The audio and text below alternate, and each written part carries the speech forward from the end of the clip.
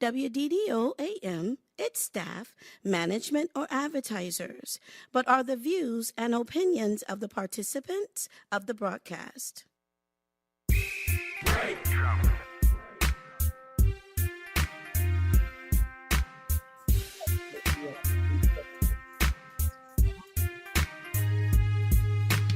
Ask Elaine, better ask Elaine. Ask Elaine, better ask Elaine. Ask Elaine, better ask Elaine. Ask Elaine, better ask Elaine.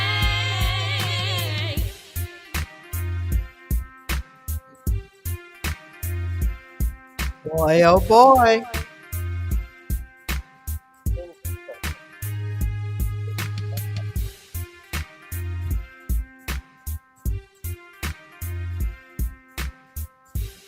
All right, y'all. Welcome once again to Ask Elaine. Our engineers gonna get us straight, y'all. So, okay, I think he's got us straight because he knows I keep telling y'all they don't let me mess with the stuff in here because this is big equipment and stuff. Now I can't pay for this. Thank you so much for tuning in. Good afternoon to Rhonda Bird, president of the Drive Time Club. And she says, good afternoon, Commissioner and Ms. Baker. We ready. You see that? A lot of folks have, let me first of all welcome everybody. Thank you so much. If you're listening on AM, FM, here on Facebook Live, y'all please share to let other folks, to remind other folks that are losing their memory like me, remind them that we're on. And we still do have a little bit of echo. I'm getting an echo. Mr. Engineer, he's gonna get us straight. Those of you who are on Facebook Live, if there's a problem with what you're hearing, please put it in the chat. And then our great engineer will get us kind of straight because I am hearing and echo. And we don't want this special edition of Ask Elaine. We want you to hear every bit of it.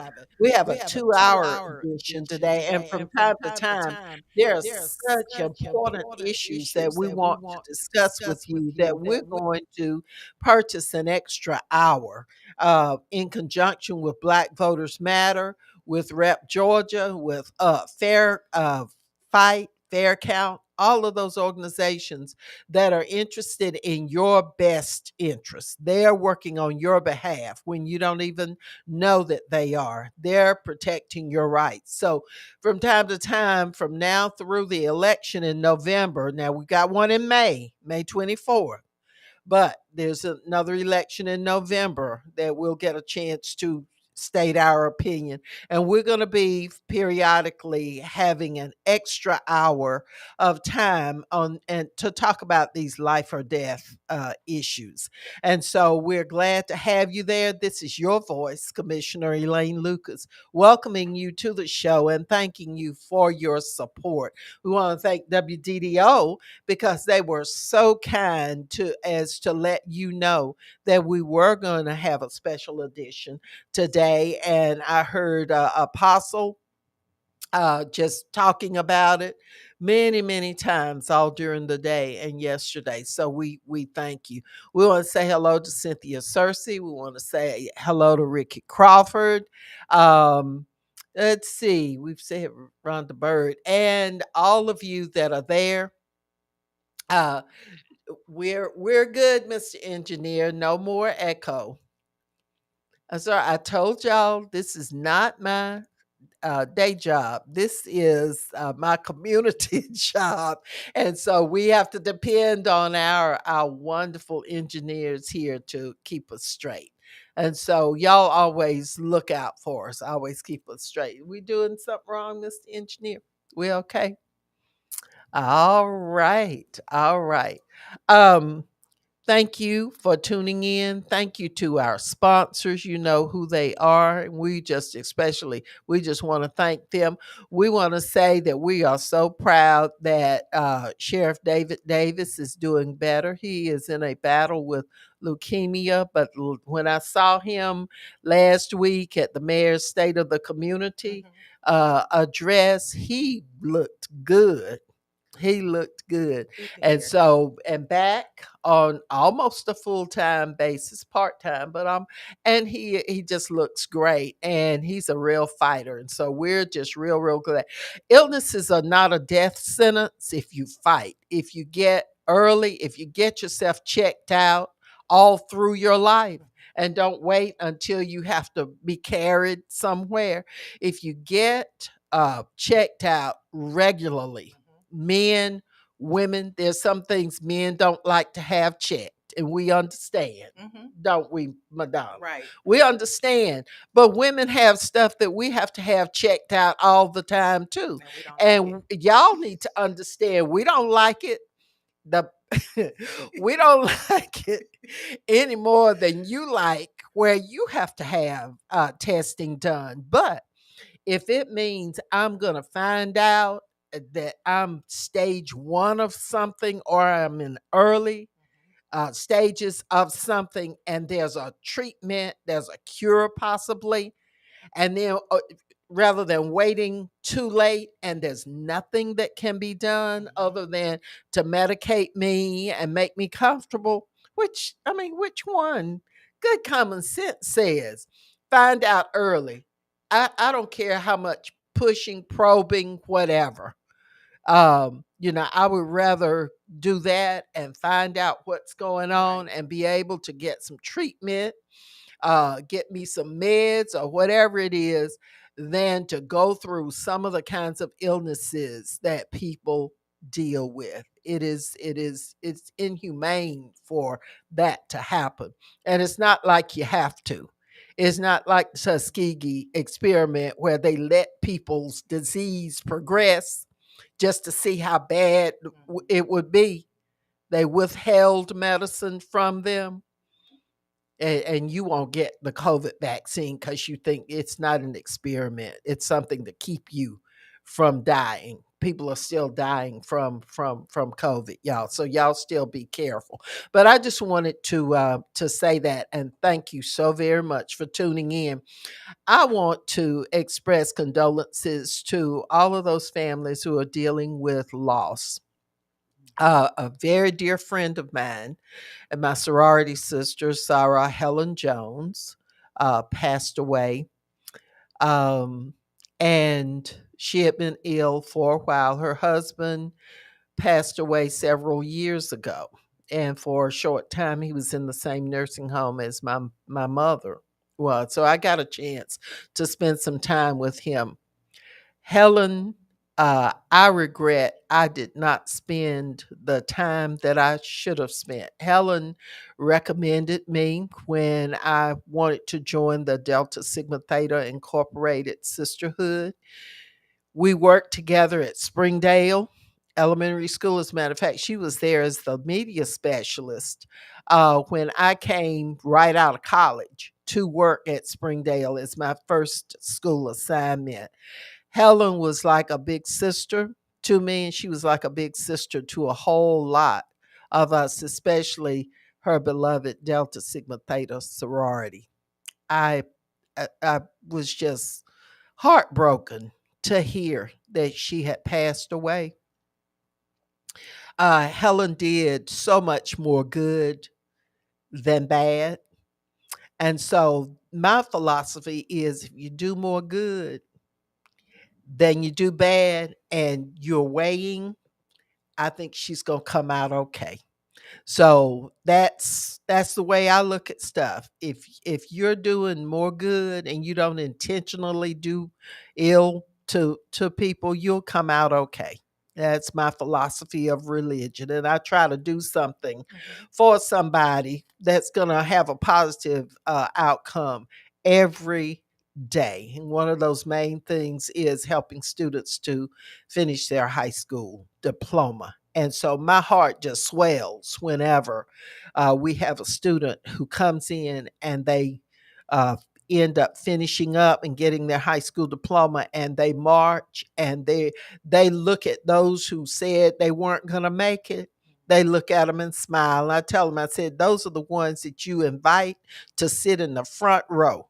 And when you pass by and you receive your diploma, look over there and wink at them, smile, and keep on moving, keep on strutting, because you got to show people they don't believe you. They don't believe you when you tell them. So, but you got to show them. When you show them, that just shuts all mouths. So, anyway, that's what I wanted to share. But condolences to the Jones family to for in the loss of my sorrow, the late Helen Robinson Jones, beautiful lady, all through her life, just a kind person. Um, she liked talking now. She knew everything that was going on, but she was a wonderful neighbor to people, helpful, loved her family, loved this community. And so we pay tribute to her today. And we know where she is. We know where she is. So our special guest back today for part two of our discussion on gun safety and what you ought to be doing as far as this whole gun thing is none other than my magnificent gun safety firearms instructor, Madonna Baker. Welcome back. Thank you. Thank you. She sat over there just so quietly and patiently while I went through all of that. But this lady, really, when you think about guns, Mhm. it's intimidating. And you don't want to put anybody in danger, but you don't want to be in danger yourself. And so I it took me a long time to make up my mind to take the gun uh, course. But this young lady carried me through it. I don't know whether any of you, if you're my friend on Facebook, you saw the pictures of me. And at the beginning, I looked kind of scared, didn't I? But at the end, I had a renewed strength and faith and confidence that I now knew what the responsibilities were with gun ownership and the use of guns. And I had a deeper appreciation for those who have to take on that as a major part of their job responsibilities at all times. Now, there's some folks who misuse stuff. There's some folks who are doing some stuff that they have no business doing. There's some bad outcomes to the use of guns. But on the positive side, everybody's got a gun. People have guns. Yes. It just depends on how smart you're going to be with yours. So I want to have her to come back. I wanted her to come back today because our discussion last week was so interesting. I want her to tell us a little bit about the training course and then talk again about responsible gun ownership. Sure. I want to thank you, first of all, and any person that decides and understands it is a good idea to receive that training. I know where you initially stood, but you were open minded enough to hear my perspective to the point that you went through the training. And I did see, that look of uncertainty when you first walked in. Oh yeah. And- My eyes were like it was big. Right, it Yeah. is intimidating. Yeah. And the first thing I did, I didn't even give you time to be afraid. I put one right in front of you, and Yes, this she is the one did. you'll be using. And you did well. I don't just say it because you're sitting here, but you did well. You were interested, you were inquisitive, interactive, and you asked questions for greater understanding. You absorbed what you heard, and it's a lot of It was a lot information. of information. It is a Yeah. lot of Yeah. information to take in, and that's why the handouts are there. And to ask clarifying questions. You did that and put it all together. That's why it is so important to immediately go to the range after to put all those concepts together, because it makes it all make sense. You know, Mm-hmm. we stood there talking about how to stand, how to hold it, what am Yeah. I looking for on the sites, and then it made sense. So your why was important as well. Mm-hmm. That is something that I like to know at the beginning when you come in. Why did you decide to come? And some of yours were for protection, to gain a better knowledge about firearms, to be more confident in Mm-hmm. handling them. Mm-hmm. And when you left, you felt like you had accomplished that. Right. That is why I do what I do. That is the most important thing I can hear students say, that they came in feeling more empowered. I'm sorry, that they leave feeling more empowered than when Mm-hmm. they came in. Mm-hmm. Not saying that that you're an expert and know it all. Right. The one other thing that you've done that really, really makes me happy is that you've asked me, when can we practice? Yeah. Yeah. I love that too, because the one class does not, again, make anyone a resident expert. The continued practice of what you have trained to learn will help you get more and more confident, sharpen your skills even more. And that is important, because there are other things we're going to learn as we go, but you've gotten that foundation, you've gotten a solid Right. foundation, and we'll build from there. And that's what we want to encourage people, to get that solid foundation. As you see, it's more to it than just picking it up and pow, I got them. Right. You know, Right. it's a mindset, the mentality behind it all. Um, Taking a life with the intent of stopping the threat, if that person should perish, there's a whole psychological component we don't talk about with that. Um, Using the targets, imagining that inside of a person. We value life. Right. So I saw you Right. even have an emotional response to Oh your yeah. training on the range. Yeah. Um, because when you value life, that is something hard to fathom, that I could possibly have to do this one day Yeah. to another human. However, when it comes to me or them, some of us make the choice that it's going to be us, Right. not today. Right. I So, think that training is so necessary. And I think with families, I've had a number of people to inquire about the training. mhm, And so I referred them to the company okay. so that they could get into the training. But not only does it impact the one person who's getting the training, but it impacts the entire family, Right. because they spread the message that this is something that's out there. Mhm, It's reality. mhm, And so are we going to sit there and fight a losing battle over trying to get rid of something that everybody has, mhm, or are we going to be smart and equip ourselves and our families mhm. for dealing with that? And so that was my reality. And it does, you do feel that sense of awakening that, hey, this is some real Mhm. strong stuff here. Right. This is a real responsible moment here, where you have some decisions to make. Now that you've gone through that, how are you going to use this? I'm choosing I want to get more training. I Mhm, know I need more training. And then I'm going to continue working with other people to encourage them to mhm, take the training. mhm. Because I know I've talked to all these folks who have guns, and I don't want you to, by mistake, hurt yourself, hurt Mhm. somebody else. And you need to build that confidence. You need to build that. Now, it all begins with knowledge. Right. You went through with me the parts of the gun. Mhm, You went through with me proper handling mhm. of it. Um, I learned the parts. Y'all know there are 4 parts to the bullet. It's just not just one. What you think is the bullet is not the bullet. Right. Look, Good I job. learned Good so job. much. She's a master teacher, Thank and you. I encourage you. I encourage you. Pastor Lisa says there's so many guns on the street in the hands of the untrained. And that is the point. Mhm. If they're out there, are you going to spend your time talking about we need to get them?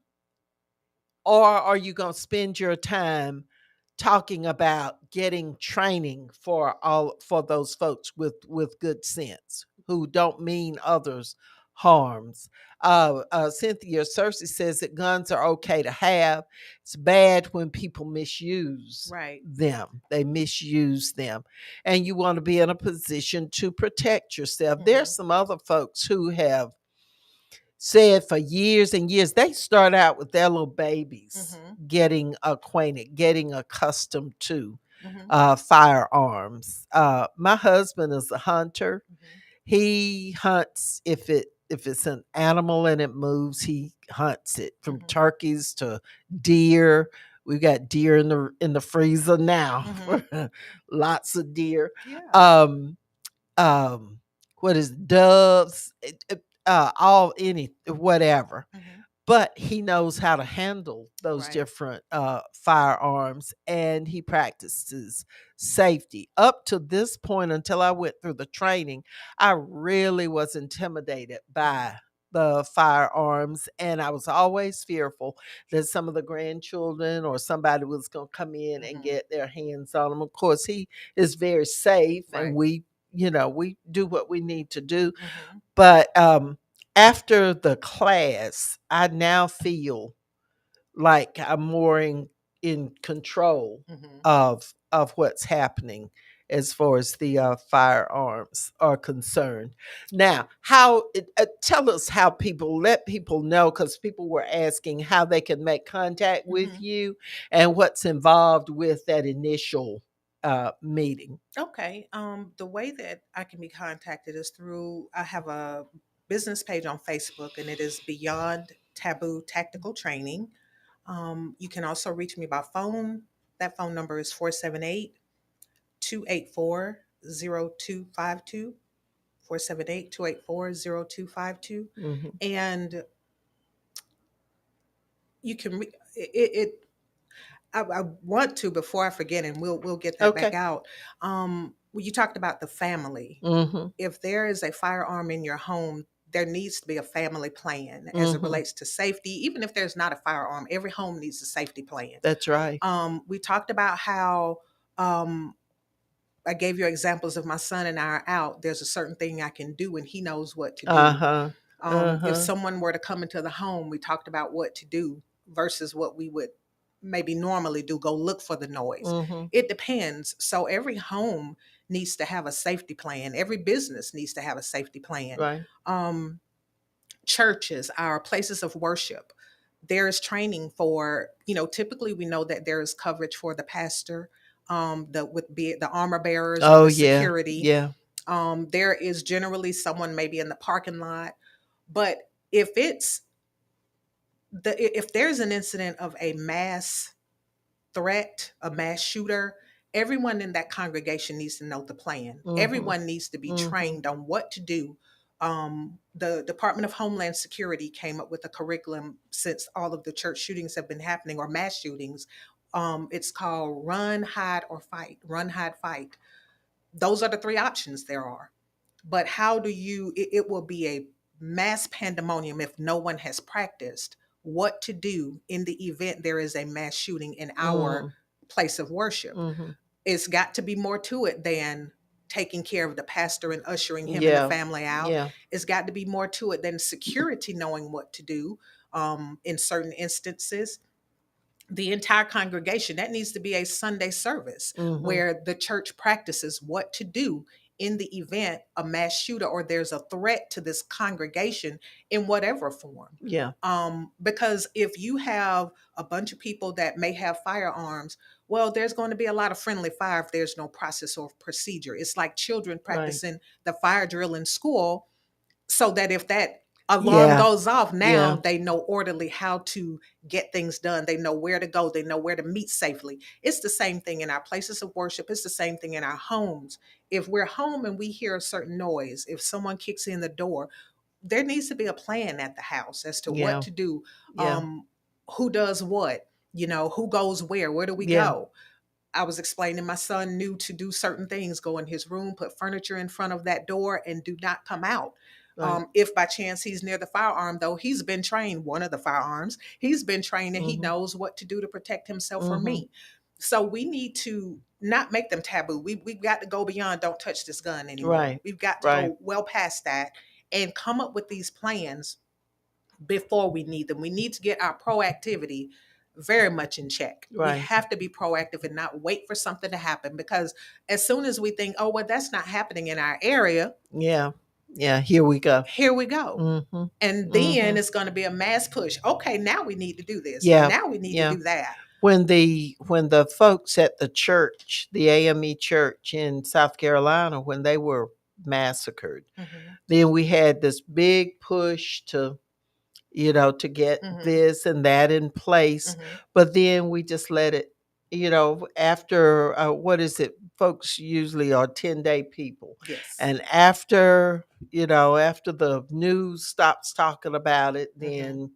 then, we go back into that Right. comfort Mhm. zone, and we lose time We and we do. continue to lose people. There are too many lives being lost, Right. and some of our folks, our listeners, our folks who've joined us on here in the chat, Mhm. are saying that not being trained is the problem, is a Mhm. real serious problem, and we agree. And Ms. Baker's information has been shared here in the chat.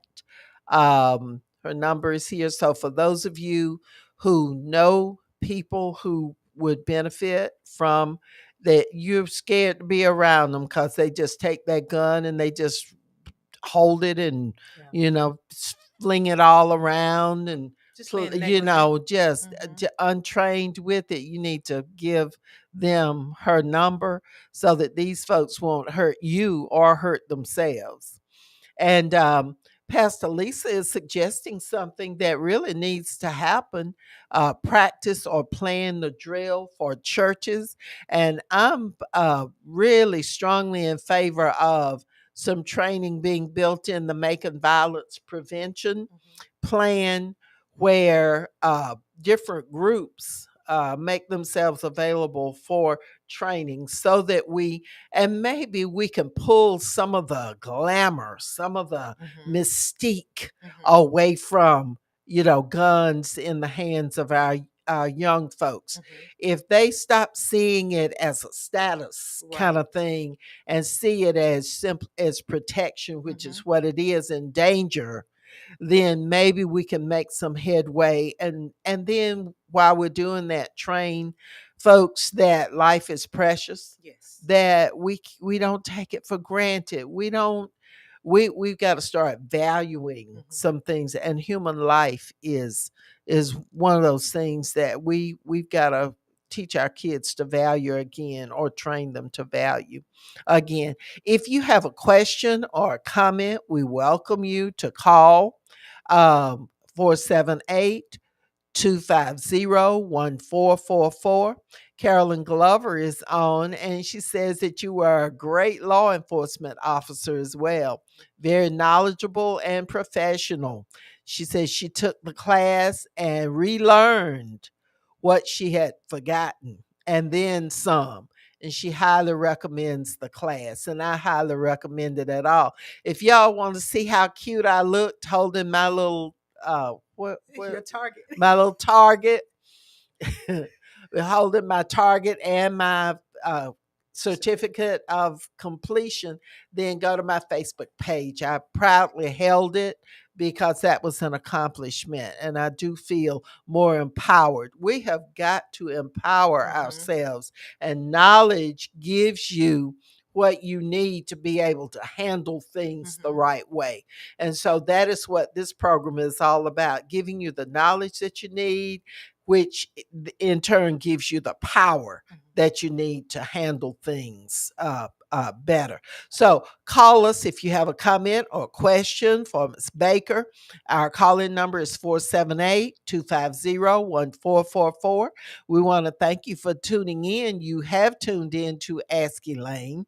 It is Wednesday, and we will be here for 2 hours today because after we finish with this segment, we're going to go into another segment, and then we have an hour-long segment after that where we're going to talk about voting and other things that can save your life. It's a matter of life and death. That's what this program is about today. And so we just welcome you here. Thank you so much for tuning in. This is your voice, Commissioner Elaine Lucas, welcoming you once again to the program and thanking our sponsors and expressing condolences to all of those families who have suffered loss. Whether I've called your name or not, we express our condolences to you. Give us a call, 478-250-1444. Once again, tell us why it's important for individuals, for families to have training on gun safety. If the we spend time at home, everybody's on their individual electronics or doing something totally separate from what the other person's doing, and we have to make that time valuable. We have to make that time quality. Even if it's not an incident of crime, if it's a fire, do we have a plan within our family to know how to get everyone out safely? And is there a meeting place? So we have to have family Uh-huh. plans. We have to Uh-huh. spend that quality time with our families to know if we're out and about and something were to happen, what is the rest of the family to do? We need to be able to respond versus trying to find out where my family members are. I need to know in my head, I Right. know where they are and what they're Right. doing, and I can deal with this threat, whatever it may be. So it's all about the preparedness. It's all Mm-hmm. about the knowledge. You know, knowledge is ministry. Yeah, I saw that Pastor Lisa said maybe not on a Sunday. That's ministry, it is. because it is Yeah. knowledge. Because our people perish for a lack of knowledge. That's in the word. So it is. Ministry is not just strict. It's not a strictly confined Right. method of Right. delivery. There's all kinds of ministry ways to minister. That's So right. our people knowing how to handle themselves within our congregation and our places of worship, that's strict ministry. Mm-hmm. And I love to see it. I am available for that as well. I have the training to do it. So again, let me know. I have the training to help you with the family plan if there's a business plan you need. And again, with our new, we are now considered a constitutional carry state. Get the knowledge about Yeah. what that means. Know your laws. Get the knowledge about what the laws say. How do we act within the laws? As we spoke about last week, some people um, do not or get themselves in trouble simply because they did not know something, or they said the wrong thing or did the wrong thing that was outside of the scope. So we Mm-hmm. need to have that knowledge about the laws as well. I do again have an attorney on my staff that teaches that class. She does it virtually or she can do it in person. Mm-hmm. I'm interested in getting to that part Mm-hmm. with the legal part of that because I'm not as well versed Mm-hmm. from the legal standpoint. Right.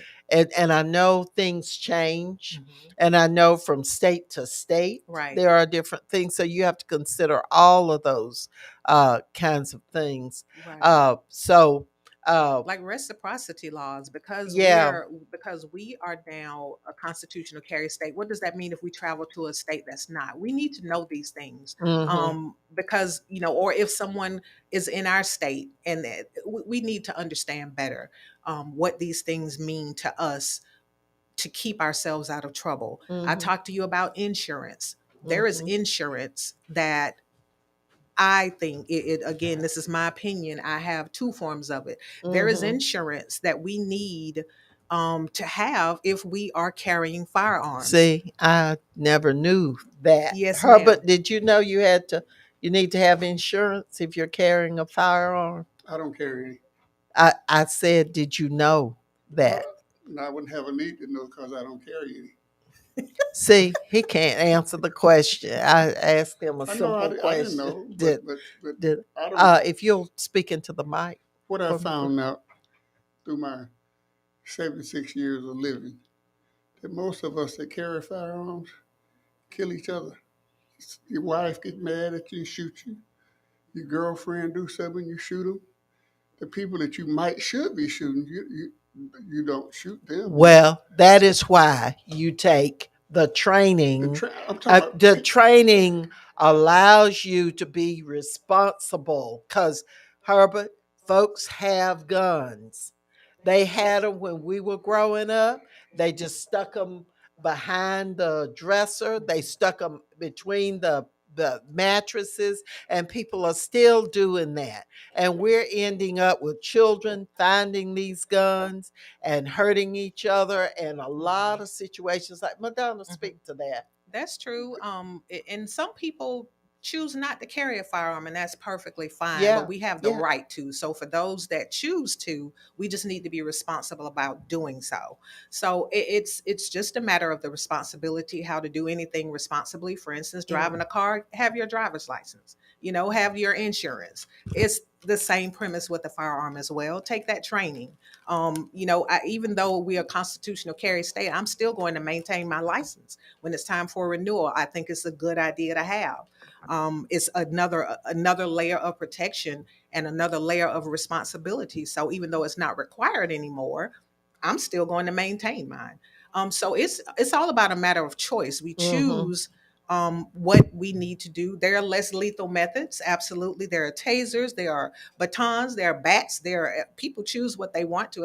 Everything's a weapon, to be real honest, if you need it to be. Mm-hmm. So it's a matter of choice and exercising our rights should we choose to. So you not carrying, I don't Right. I don't disrespect you. I respect you for whatever your choice is. But when we do exercise our choices, we just need to be responsible for whichever decision we make in doing so. We need to know that our children aren't just going to pick it up by the handle and it goes off. We need to understand the parts and how the gun works. We need to understand, if I do choose to put it in a lockbox, what kind. If I choose to travel with one, what does TSA say? What are their rules? We just need to know the whole gambit of our responsibilities, of our legalities behind them. We need to know everything about whatever we choose to do, like we do our cars. Comes with a Mm-hmm. manual. Mm-hmm. Anything we purchase that is a major purchase, they generally come with a manual. Right.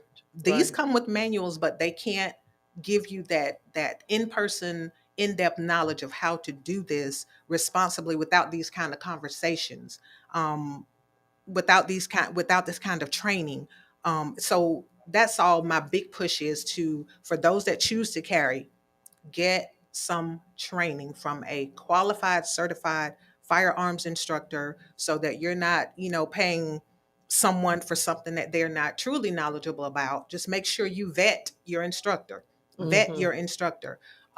So it's all about the training. Like I said last time, I would love for you to train with me. If you have other people, I can help you find someone wherever you are, whichever state you're in. I have a network of instructors that I'm connected to. I can help anyone find an instructor. So it's not limited to my reach is not limited to Georgia, is what I'm Mm-hmm. saying. I can help you in any state. Mm-hmm. Definitely a topic that we will continue discussing. It's something that's very, very important as we add person after person who ends up, um, unfortunately injured or killed. Um, a lot of these guns that are ending up out here in the hands of teenagers, who are like it's the wild, wild west. A lot of these are guns that we purchase and we think we're hiding them. And then a lot of our young people, our children, are hurting each other. And it's just a permanent kind of thing for a family Mhm. when these things happen. And So, maybe that's something we can look at doing, setting up something, gun training just for youth so that they do gain a better understanding that right. this is not like the movies or our games where I can shoot this Hmm. person, I can go buy another life, And then or they I can come shoot this back. person and I Yeah, see him in another movie. right, Dead is dead in real life. So, that's something we need to look at as a community in Bibb County, getting our youth some training. We can't, again, just tell them guns are taboo. That does not right, work. right. That does not work. We have Well, to. there's a lot of money Mhm. in federal monies that have come in for uh, uh, anti-violence training, making violence prevention. Mhm. And I think some of it needs to be used for um, education, Mhm. for providing uh, training, safety training for as many different groups of people as possible. And it's got to start with those of us who are older and working with our children, making sure that the environment is as safe as possible for them. Madonna Baker has been our guest today. She is the person who uh, I just can't say enough about her. I went through gun safety training with her, and I do feel better. I am not a gun advocate or enthusiast. Those who choose to be, that's fine. But I do realize I'm realistic enough to know that I needed to get that training, and I do plan to practice, and I do plan to be prepared to only use my firearm when it's absolutely necessary. And that is what I'm saying to you. That should be your goal as well. And let's decrease the opportunities, the chances that our babies will find our gun and hurt each other, or our teenagers will take them thinking that they're just, big, Mhm. big time with it. I'm stressing that aspect of it. We can hide, put our head in the sand and think that guns are not out there, but these folks are dying from something. So we have got to be smart. And I think training, education is all a part of that. Thank you You're so welcome. very much. And we're going to have you back very soon because we want to continually educate the public Mhm. about what you're doing and what you offer to this community. And I'm saying to make MVP, making violence prevention, that this is another aspect of this whole violence prevention thing. That's the education. And maybe that will make people think a little bit more about the violence through guns Yeah, in we'll the remove that community. romance that the TV and the Oh music yeah. gives it and Oh make it a yeah. reality. Oh yeah. From And that romance to reality, that's so different. that's right. Yeah. That's right. Thank you so You're very welcome. Thank much. And you. we're going to change you out Yes, and bring ma'am. in Mr. Bert Bivens, the Honorable Bert Bivens. Wasn't that a good? Wasn't that, y'all? This is the place to be. This is Ask Elaine, and this is where you get all the information that can be a matter of life and death. Thank you so very much. Now we've got the Honorable Bert Bivens, who served us for a long, long time on the Bibb County Commission. There he is. He's coming in. How are you, Mr. Bivens? All right. We've got your chair all warmed up for you. Ah, and we have none other than Herbert Denard, who is a former water board member, member of the tax assessor board. Herbert recently had a water authority building named in his honor. And we are just great. My son says great segment. My son's watching today, Leonard. Um, Carolyn, thank you. Great information. Pastor Lisa, Dr. Butler, all of you who have tuned in today. We hope that we've shared some information. And now we've got Herbert Denard and we've got Bert Bivens. And just think about it now. You After this segment, you've got a whole nother hour of information, and then I'm going to share a special little treat for those of you who are signing in to the chat too at the end of the program.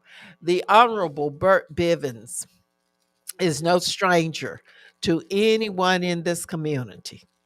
Bert Bivens has put himself out there on our behalf for many, many years. It was my pleasure to serve with him for a number of years as a member of the new consolidated government. Before that, Bert served on the Bibb County Commission. Um, and he also served as an educator. And before that, worked at Robins Air Force Base. And we have Bert and we have Herbert Denard today. They are going to talk about the way it was, life and death situations that they've been in, where they put it all out there for us. And it hurts me that we are now at a point where we're willing to give it all up. We're willing to let folks take our voting rights away from us. We're willing to, just let them have it. They're going to do what they want to do anyway. You are right. They are going to do what they want to do as long as you don't do what you need to do. So, welcome once again, Herbert, who co-hosts with me frequently, and we are glad to have you here. And congratulations again on the building. And if you'll speak, the engineer says you need to speak into the mic. And we have the honorable, one of a kind, the one and only Nobody, Bert Bivens. nobody else wants to be like me. So Oh, now, yes, they do too. Yes, What- they do too. What I like to say, Elaine, thank you very much. Hmm. Bert was a person that integrated schools, starting at Dudley Hughes when I let him tell the story how it got started. Bert, Go ahead, Herbert. can you hear me, Bert? yeah. Tell Okay. us how you got started and how did you happen to integrate Dudley Hughes? Well, when I got out of high school, I couldn't afford to go to college. My mother was a domestic. She had 7 of us, and none of us had jobs worth anything. I waited on cars at a drive-in restaurant. So there was no thought of going to school, but they put an electronics training program at Ballard Hudson the year I graduated. I started going out there. Well, the second year I was in that class, they had 1 teacher and 2 classes. And we called them and asked them to explain why they wouldn't hire another teacher. And they gave us some old half answer. So then I talked to some of the guys. I said, hey, guys, I said, and it was just to put pressure on them. I said, let's go down to Dudley Hughes and ask them to let us transfer from Ballard Hudson to Dudley Hughes. And they said, okay, 4 of them. But back then, that was in 1962. And back then, it wasn't real safe to do stuff like that. You could lose your job. A lot of things could happen to you. So by the time it was time to go, they all backed out. And so I went anyway, talked to Raymond Kelly, and I ended up talking to the president, the superintendent at that time. They all told me no. And after about a year, they after about a month or so after I asked to go to Dudley Hughes, the guy came out and suspended me from school. And I won't get into all that detail, but he suspended me from school. I didn't argue about it. But later, I found out about an apprentice program they had at Robins Air Force Base. I signed up for it, took the test. And I think at that time I was washing airplane parts at Robins Air Force Base, probably the lowest paying job out there. But that's what I was doing. And after I put in for that, I guess maybe 2 months passed and personnel called me in. And when the guy called me in, he said, this is about that test you took. He said, we tested about 800 people. We're going to hire 38 or 40, and we can't hire that many without skipping over you. And my mind started running in two ways. I'm like, why is he telling me this? Mm-hmm. And then the other thing was, okay, so it's racism or something. And then he told me, he says, this class is being held at Dudley Hughes, and they're probably not going to let you in. Mm. And so that was obvious as to why. And he kept talking. I think he was trying to get me to say, well, no, I don't want to do Yeah. it. Yeah. So I listened to him. When he stopped talking, I said, I want the job. Uh-huh. He talked about another 15 or 20 minutes. I said, I want the job. So he finally gave up, and I left. And about a month later, I got a call to come up and go to work in electronics at Robins Air Force Base. And that was some other stuff. But there are a lot of people now who think they go and they apply and they walk into the job and stuff. They don't have to go through that. And they think that it's always been that way. Well, But no. but you're a living example of the fact that it hadn't always been that way. It's been rough for some people. Yeah. Well, after the guy called me up there and told me that, I went back to work. And like I said, they did send me down to electronics, and I went down there and worked. Everything was okay. I was supposed to work 3 months and then go to school 3 months. Well, the school I was supposed to go to was Dudley Hughes. Mm-hmm. And so I talked to the superintendent. I talked to the people at Robins Air Force. The man at Robins Air Force Base, I think my lowest point was when, now this was a federal program, but he says, we're the federal government. They're the state. We can't tell them what to do. Mm. And so I left that day, I was feeling pretty low. But I decided, I said, Robert Kennedy was Attorney General, and I said, he always seemed kind of fair. So I sat down and wrote him a letter. And when I wrote that letter, I didn't know how to mail it. I didn't know an address. Mm-hmm. So I went down to the office of the NAACP and told them what I had in mind. And I was told, well, you leave that letter here, we'll type it. You come back and sign it and we'll mail it. So that's what I did. But when I went back to sign the letter, I read it, and it wasn't really What you wanted. Right. Mm-hmm. So I didn't say anything. I signed it, and then I went home. I wrote it again, and I figured out how to contact Robert Kennedy. And I sent a letter to him. Probably a month or so after that, I was supposed to have been in school for about 3 weeks, but I'm home in bed that morning, and my mama come to the bed with the telephone. Them long cords you had. Yeah. She came to the bed and handed me the phone. And I didn't usually get many calls, especially that time of day. Mm-hmm. The other thing was, she didn't leave. She just stood there. So I'm like, okay, this is something different. But but when the guy on the other end of the phone answered, he told me his name and he said, I'm with the FBI. And so my first thought, though, wasn't the letter. I figured that I'm down there in a classified building working with classified materials. And my thought was somebody had set me up, with something. And then he said, I probably held the phone 15 or 20 seconds, which I guess is a long time if you're waiting on an answer. Yeah. So he came back and he says, this is about your letter. Then I breathed a sigh of relief. So he wanted me to come down and talk to him. And he wanted me to come right away. And I said, well, I'm not dressed and I don't have a car, so I have to take a bus. I said, be at least 2 hours. So that's what I did. I went and talked to him, and he showed me the letter, only one letter, not two. He showed me one letter, and he said, I need to know if you wrote that. I said, yeah. And but just before the conversation got started, the phone rang, and I heard him say, yeah, he's here. And I said, you want to speak to him? Whoever was on the other end said no. Anyway, when it was all over, I went home, and my mother had called because she thought somebody would set me up, which they did back then. They get you out and back anything could happen. then. Yeah. And so this was 62. So she had called to be sure I was at the FBI office. Mm-hmm. And so after that, I left and went home. They said, well, we're going to talk to the school system and we're going to talk to Robins Air Force Base.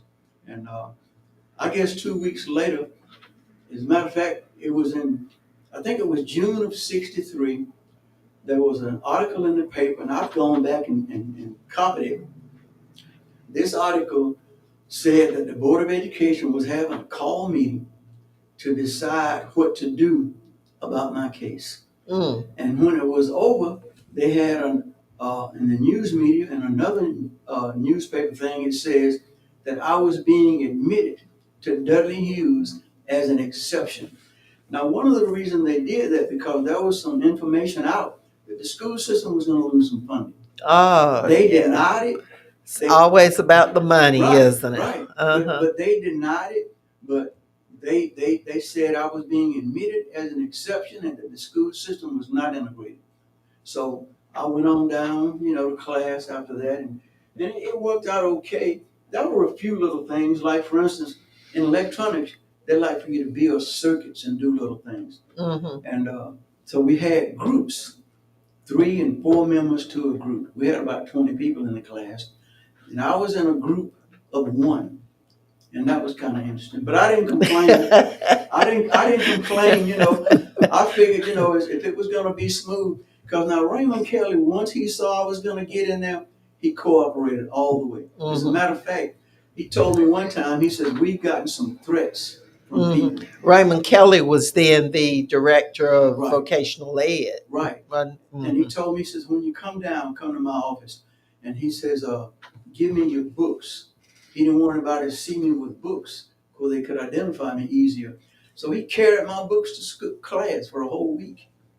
And if I'm not mistaken, I've been meaning to ask him about that, but I believe he got John Swint had just started to work there, and he got him to do it for a little while until they figured, things were okay. Yeah. So Before then, black folks didn't go to any school where white folks was. that's right. That's right. The school system was segregated, and that's what they told me when I went down. That's what Rawlins Air Force Base said. They said they may not let you in because it's at a public school that's segregated, and that's what Rawlins Air Force Base told me. There are And people you were the now. first person that went to a school that was integrated No, in Bibb County. I went to a segregated school. Right. I was the first one to go to a school that had been segregated, and I was the only black person in there. Anywhere in the school system, I was the only black person going to a white school or in an integrated situation, if you call that integrated. It was just me. So when black folks and white folks are interacting in different projects, working on electronics and all that, you was working by yourself. Right. He said he had a group of 1. Well, a group of 1. But you know what was very special. What was interesting though is that I remember working by myself. I was the slowest.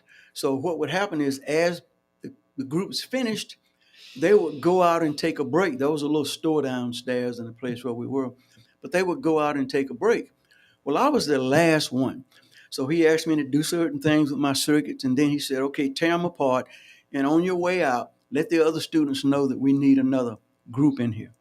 So I did that, and by the time I got back, everybody was in class, and he says, of those experiments, he says, only one worked like it was supposed to. Uh-oh. And that was mine. Uh-oh.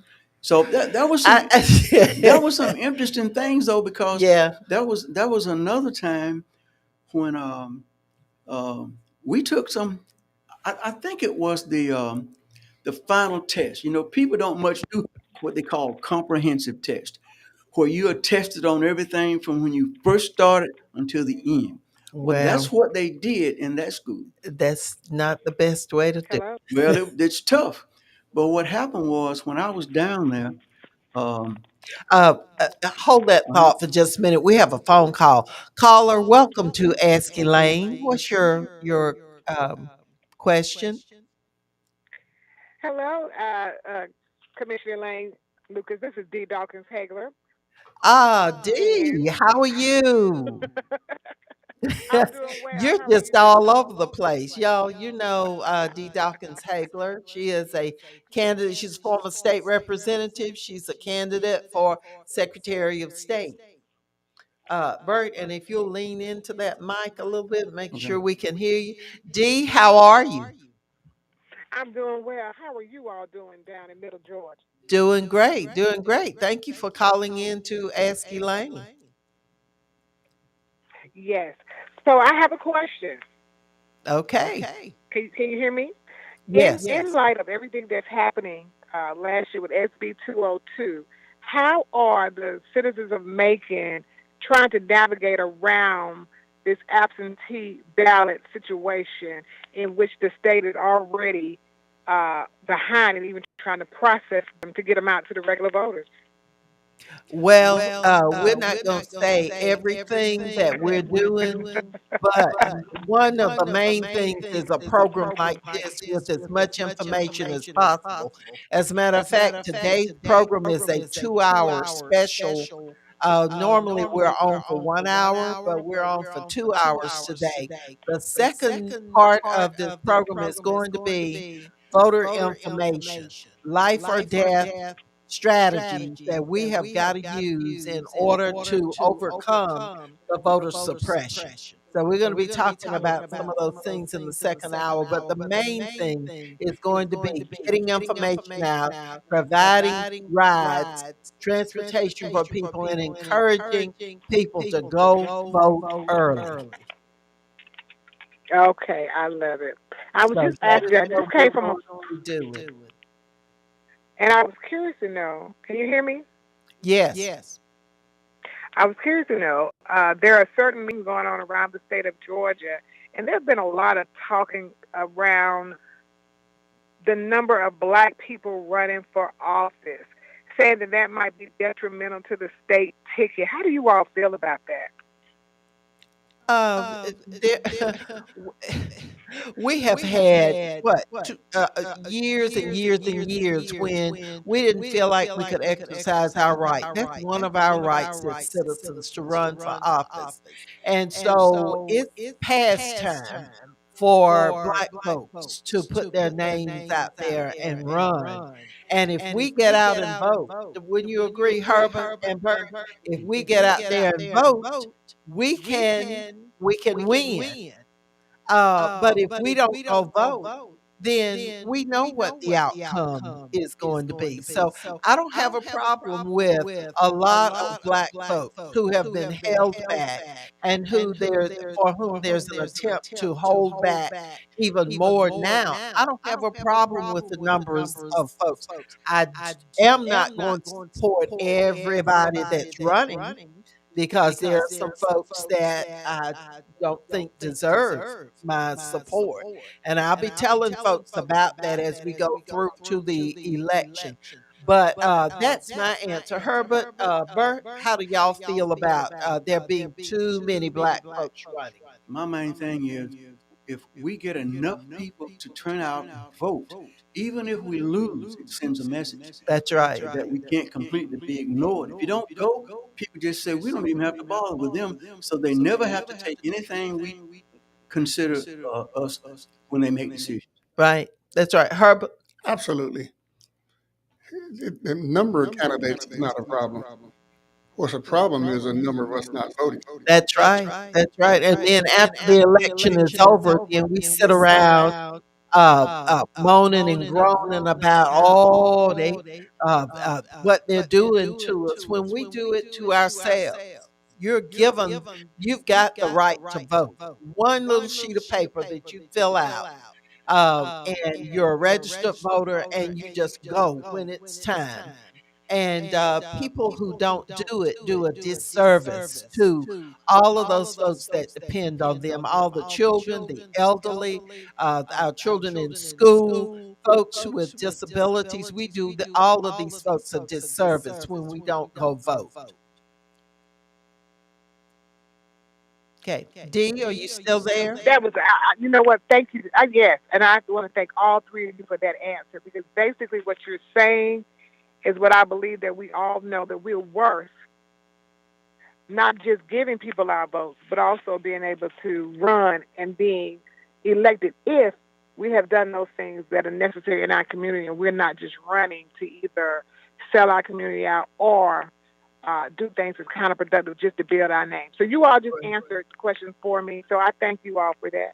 Well, thank you for calling, Dee. And you have an open invitation to come by if you're here on a Wednesday evening, 3 to 4, or if you can plan some activities to be here, we will be glad. Or you can call in at any time between 3 and 4. Well, we're doing some special 2 hour segments now through the election in November, but you're welcome to call, share information.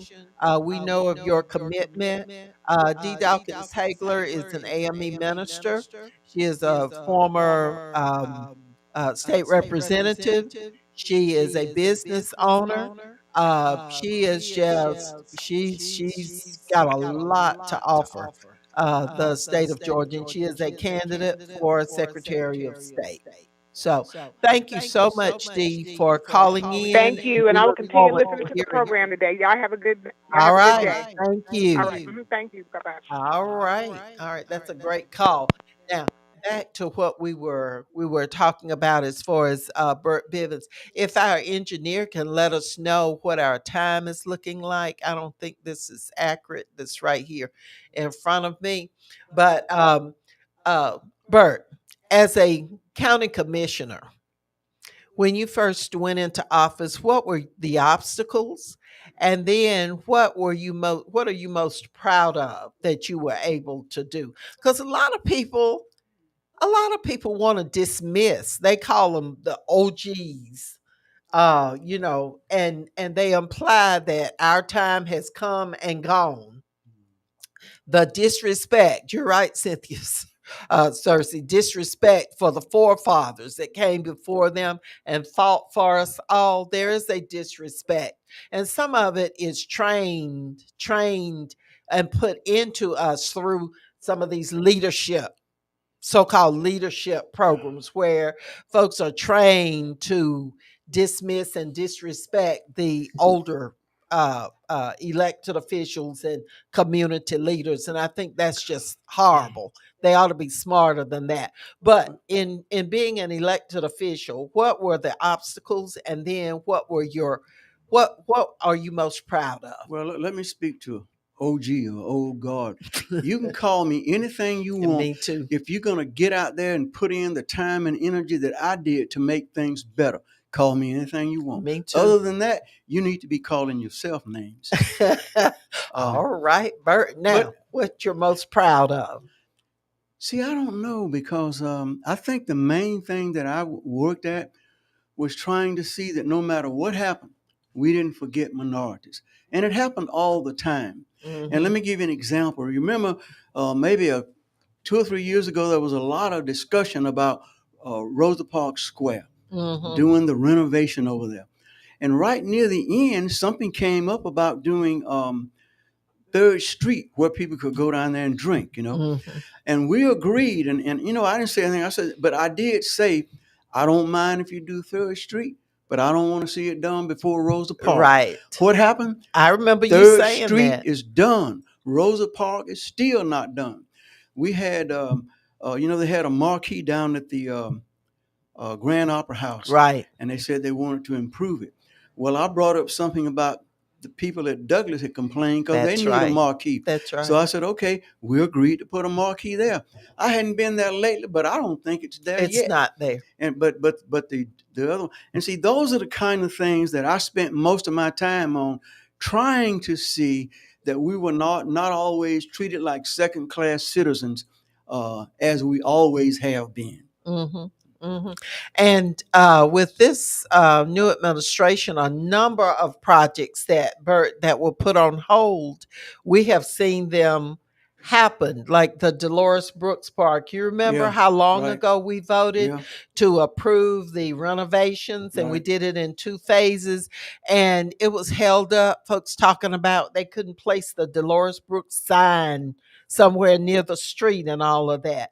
And I have to say that this new administration, I'm just going to tell it like it is, a lot of stuff has been done. You remember how we voted on blight projects, millions of dollars Yeah. to alleviate the blight and tear these old houses down. We that never folks did get all that money. never did get it all. They took it and moved it over, shifted it here and there. But now we see that it can be done. Yeah, it There, can. what, almost 160 houses have been torn down. Yeah. Why couldn't those be done Because under? because it was not near Mercer, 2nd Street, downtown of the Coliseum.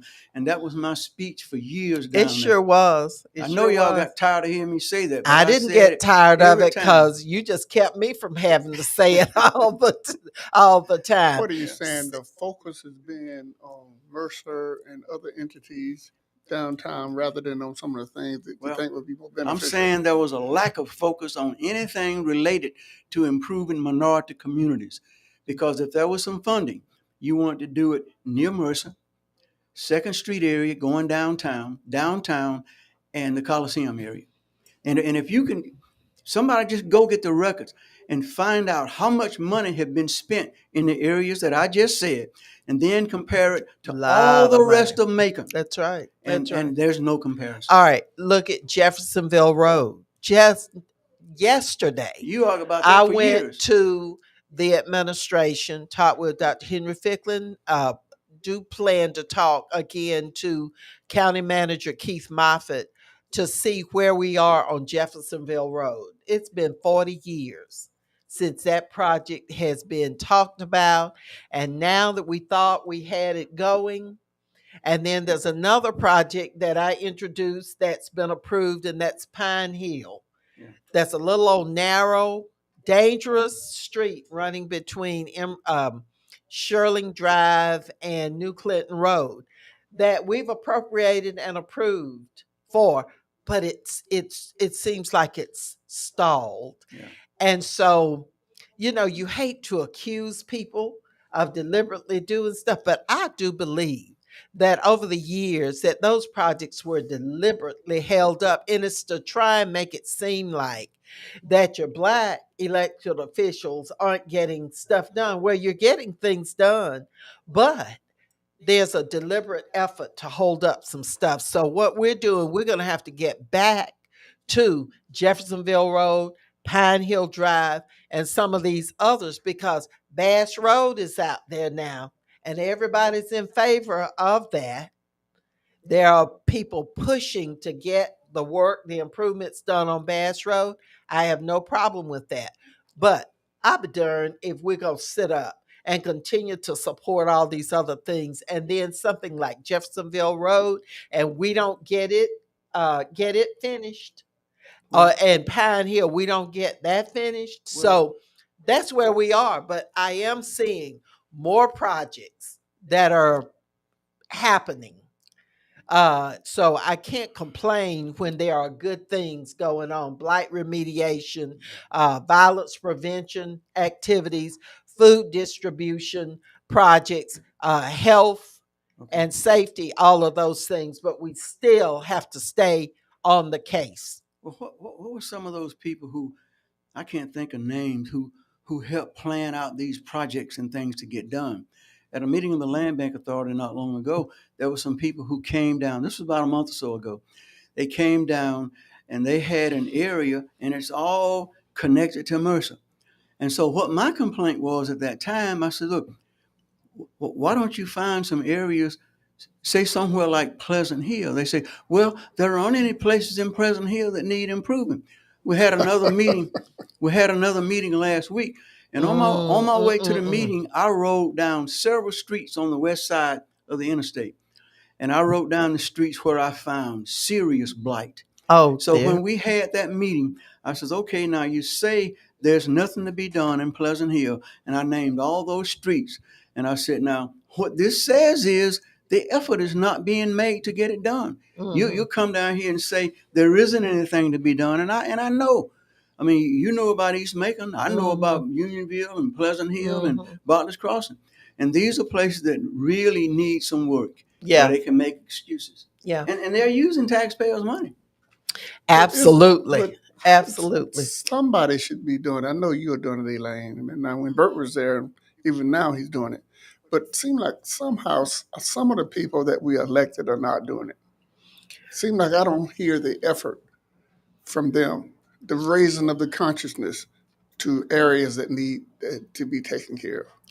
Well, I'm going to tell you that under the consolidated government, uh, when people voted for consolidation, they voted for placing the majority of the power of government into the hands, the office of the mayor.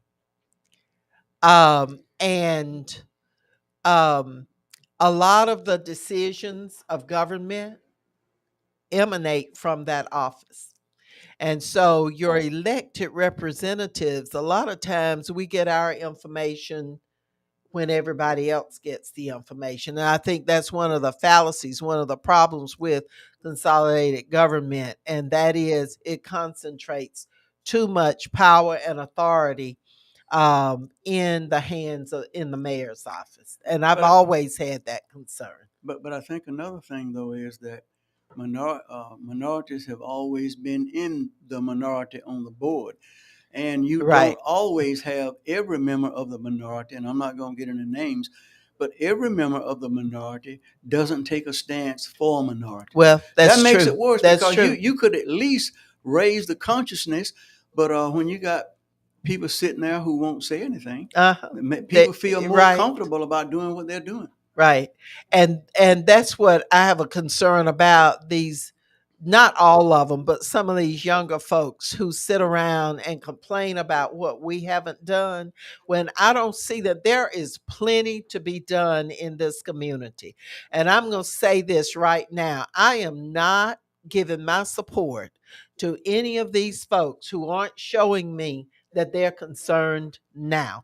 Herbert, Bert, we worked in voter registration. We worked in all kinds of things, improving education, all of those things before we decided to run for office. It wasn't a thing where one day I said, "Oh, I'm anointed. I see it. I gotta go run for office." We were working before then.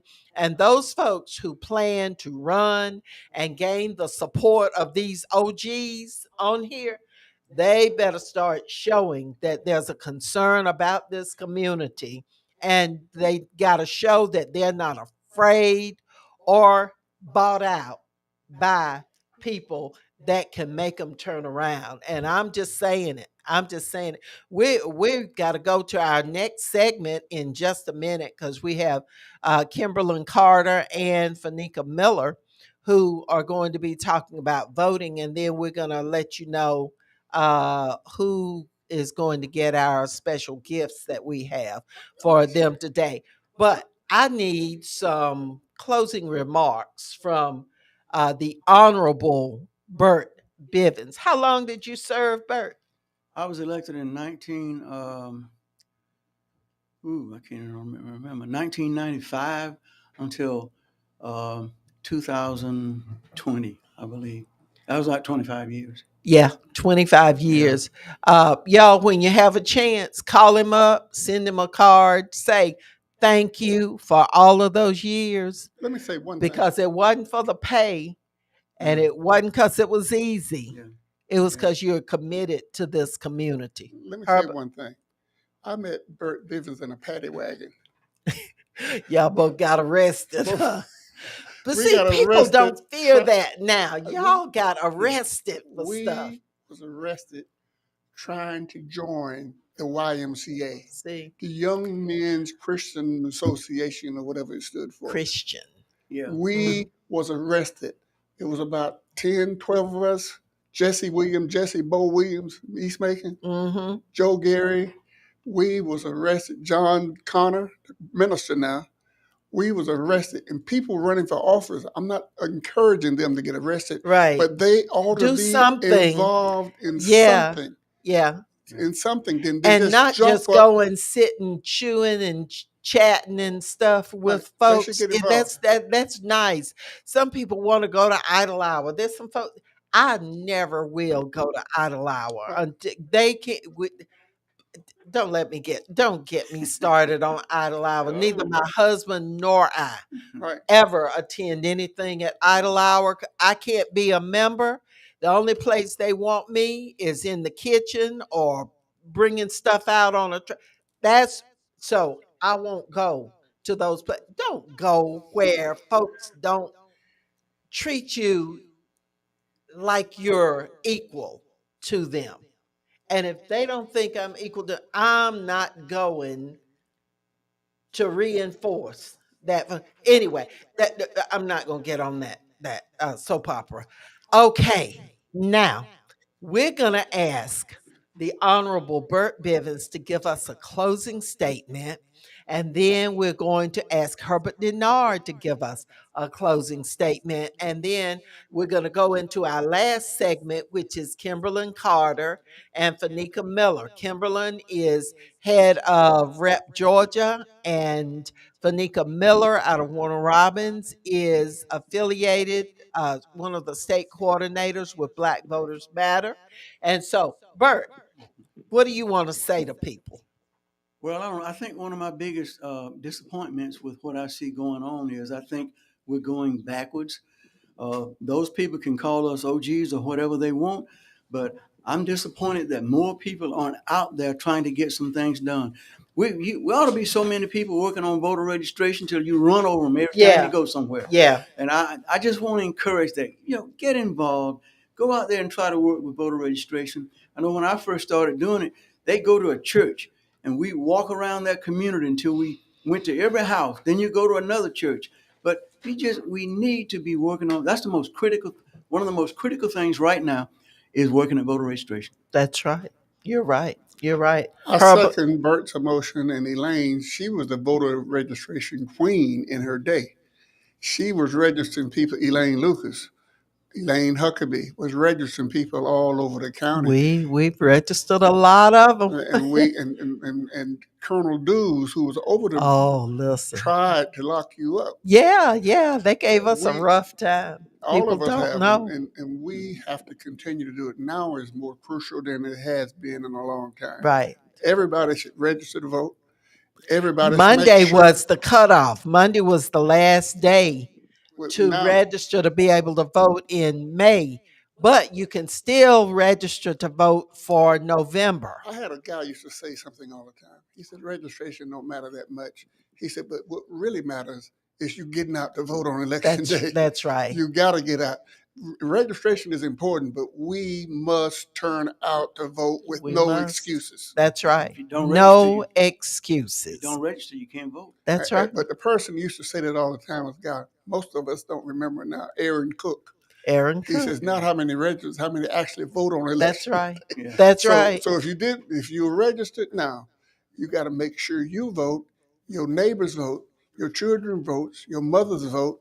We need a turnout that would shake the world like we had before. That's We need to right. put the guy back in office from the U.S. Senate, from all the way from there, the people's running for Secretary of Right. State. We must start that process. Right. We're going to cover that in this next segment. I want to thank these two gentlemen, these two OGs. To me, that's a positive thing.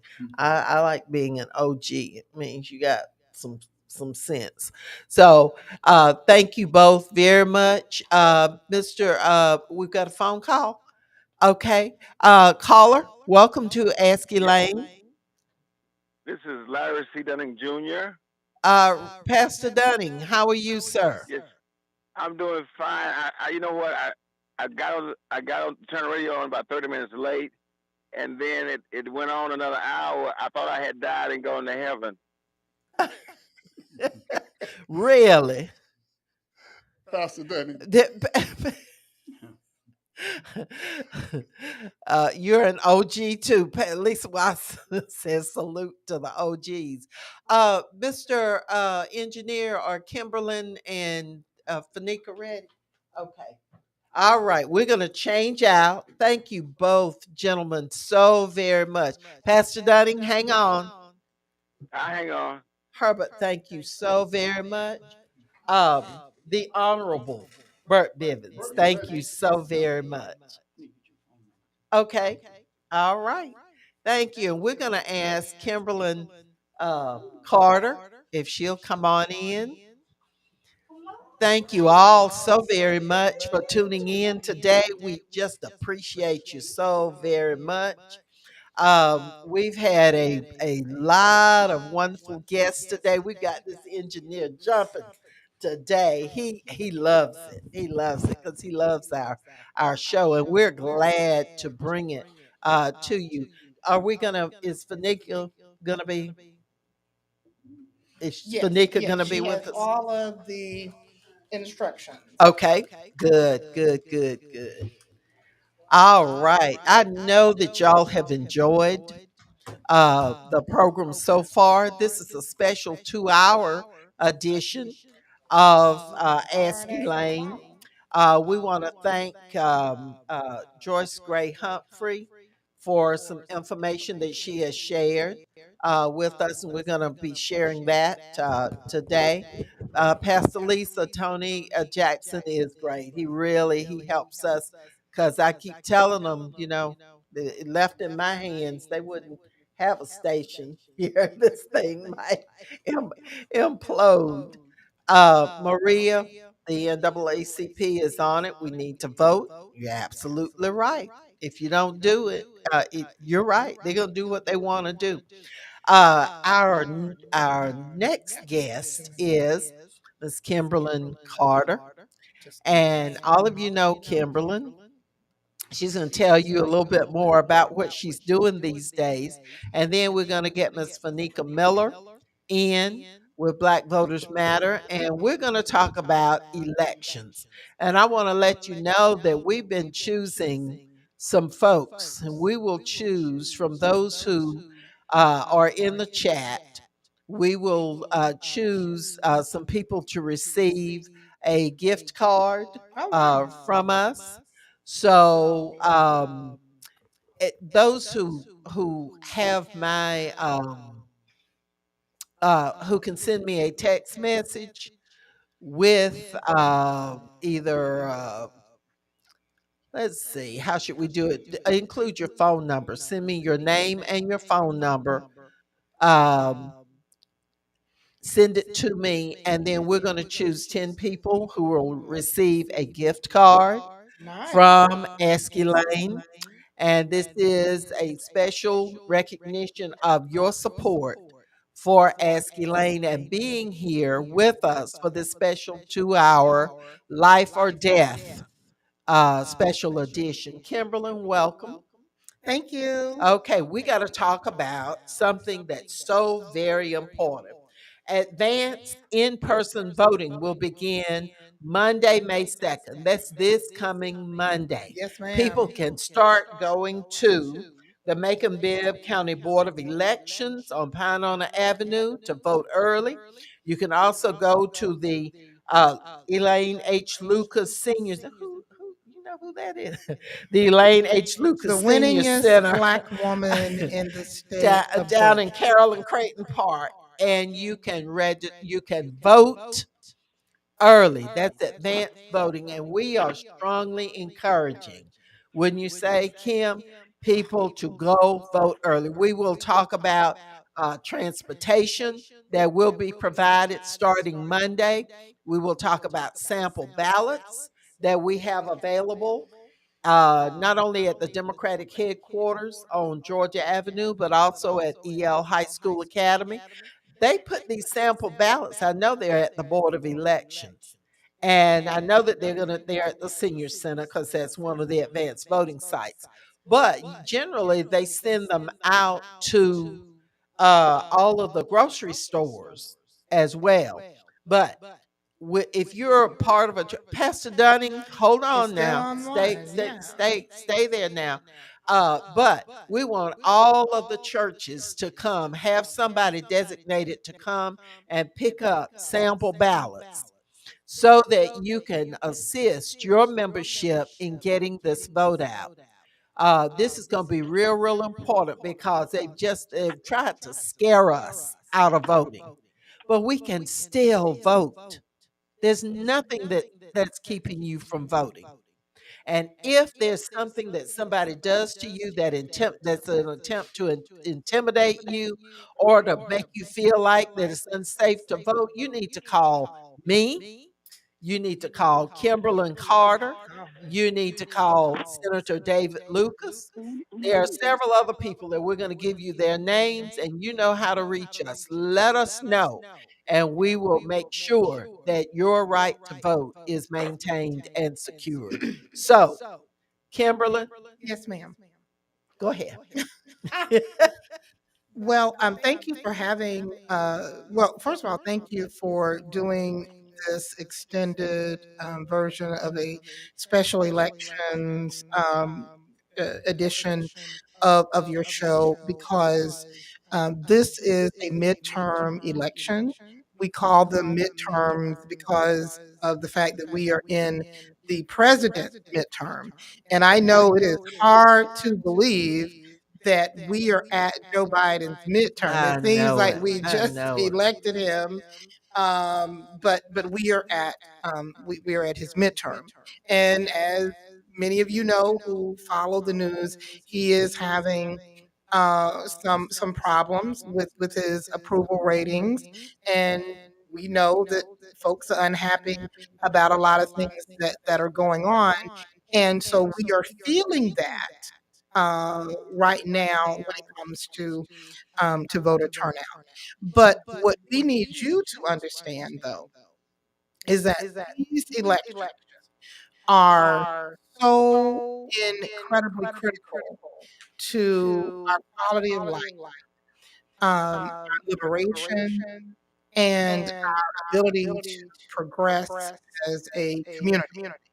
Because when we don't vote, we are still voting. Mhm. When you don't vote, you are still voting because someone else is making that choice for you. Right. And so in this election year, this is a gubernatorial election year. It is a U.S. Senate and federal and congressional election year. And so we need you to turn out because the work is still not done. Mhm.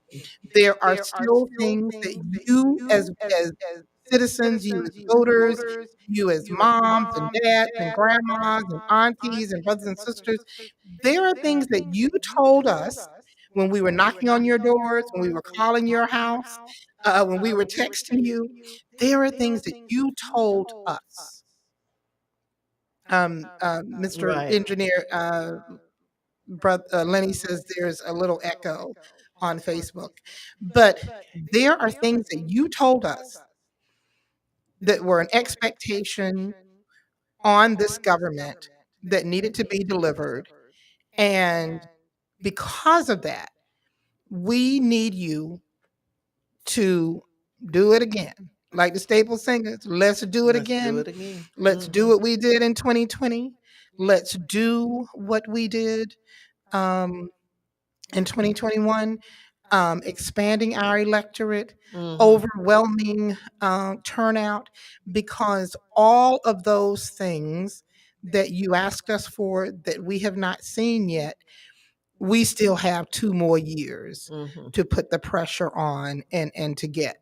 And so we can't afford to lose our US Congress to That's right. insurrectionists. That's right. That's what I said. Yeah. We Yeah. cannot afford to lose our Congress to Right. insurrectionists. Folks who If go you and have jump been and attack the That's right. If Capitol. you have been paying attention to the local news, whether you look at Fox or CNN, the truth of the matter is that our GOP, some of our GOP congressional representatives participated Yes, they did. in these sedition and the insurrection activities. So we cannot give this country, we cannot give the future of the generations, we cannot give the expectation of the ancestors to That's insurrectionists, right. That's right. period.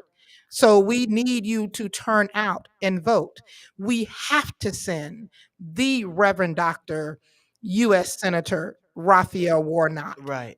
back to the U.S. Senate. Because the alternative is going to be, it looks like Herschel Walker is going to be the one He is. on the Republican side He who's is. going to win. He is. Who's supporting him? I don't know. It's got to be A some lot of black folks men. like him.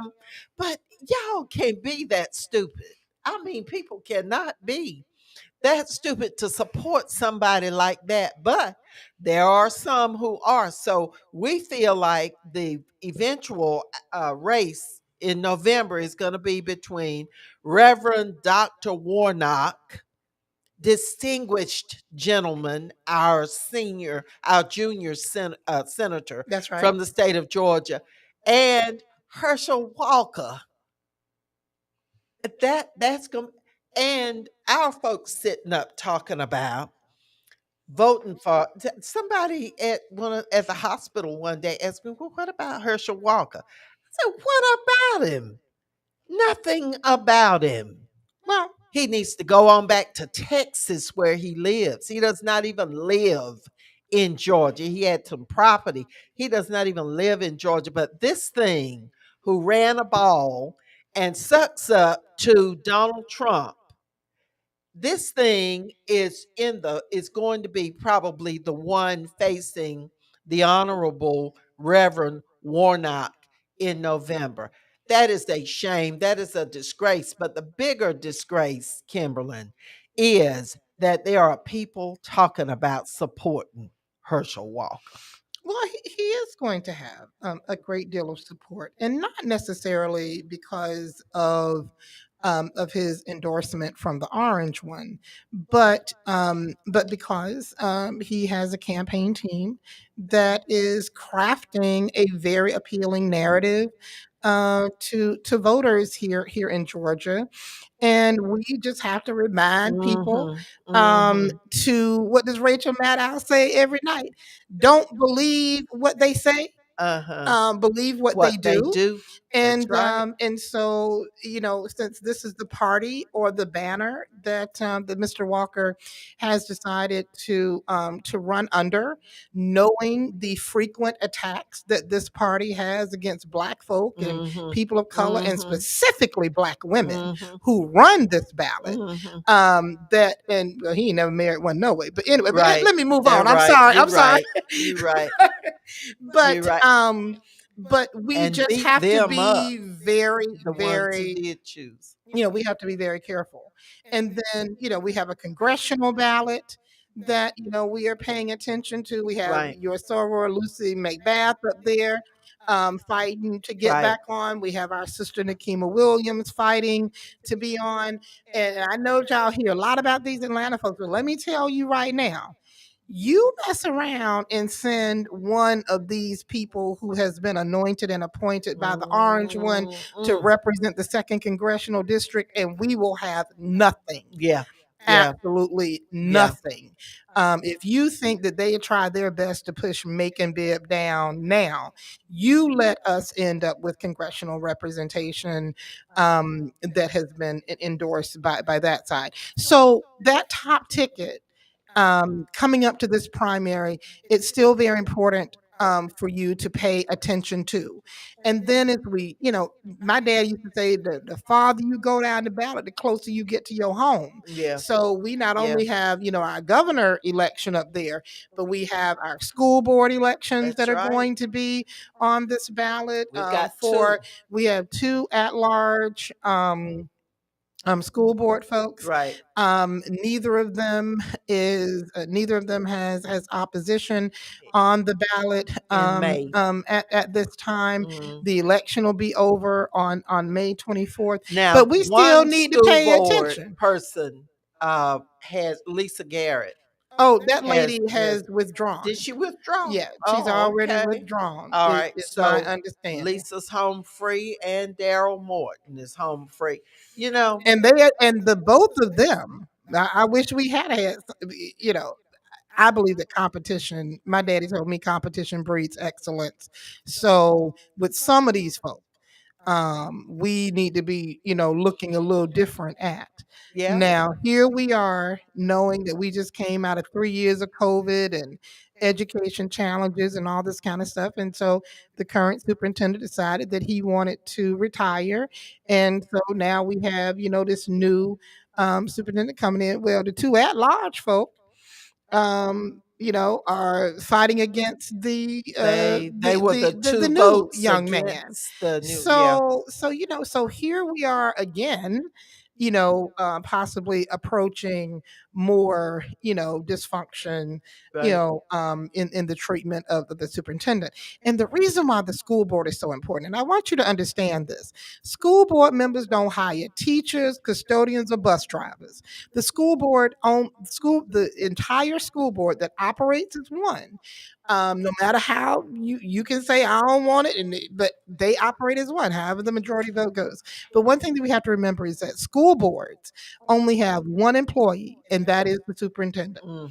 And so as we move through, bringing a new leadership into our school board, I hope that all of you will begin to support this new superintendent, show up at the school We board have meetings got to. and things of that nature, because it's for the generations. It's not about us, right? It's for the generations. But now I'm gonna change Mhm. that. It is about us, because whatever happens, the school system is a mirror of the community. Right. So if our babies aren't being educated, if they're filling up the school to prison pipeline, the community is going to look the same way. Right. So Pastor Lisa is asking for the names of the two that voted against the new superintendent, and that was school board members Lisa Garrett and Daryl Morton. Those were the two who voted. It was a 6-2 vote. Um, I love the idea of promoting from within when possible.